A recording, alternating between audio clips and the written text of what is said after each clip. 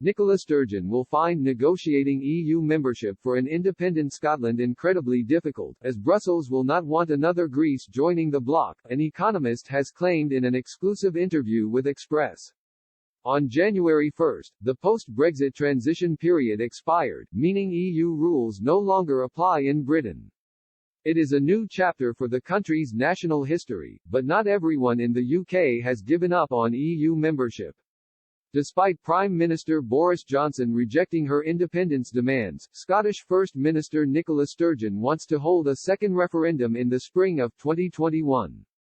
In a recent column for the Irish Times, Ms. Sturgeon reiterated that independence is Scotland's only route to rejoining the EU. She wrote, "We are now faced with a hard Brexit against our will, at the worst possible time in the middle of a pandemic and economic recession. It will mean disruption in the short term, while establishing new long-term barriers. Our people will be less safe and their right to work, study and live elsewhere in Europe will be restricted.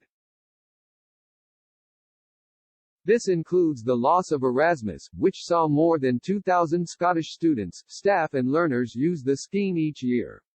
It is therefore not surprising that a consistent majority of people in Scotland now say they are in favour of becoming an independent country. Scotland, like all nations, is unique. The same can be said of our constitutional circumstances." In an exclusive interview with Express.co.uk, though, economics professor at Edinburgh Napier University Peter Jaworski explained why it is very unlikely Brussels will allow Scotland to join its bloc. He said, "First of all, countries that have splitting tendencies, such as Spain or Belgium, will never agree. You then have got countries like Germany and France, and the question is why should they want Scotland in? I personally don't know why. We don't have a big economy, we would have problems almost like Greece, in terms of public deficit. Is it really in their interest to have another Greece?" Dr. Jaworski noted that Ms. Sturgeon should find something to make Scotland more attractive in the eyes of Brussels. He added, "The First Minister is trying, with talks about electricity and power.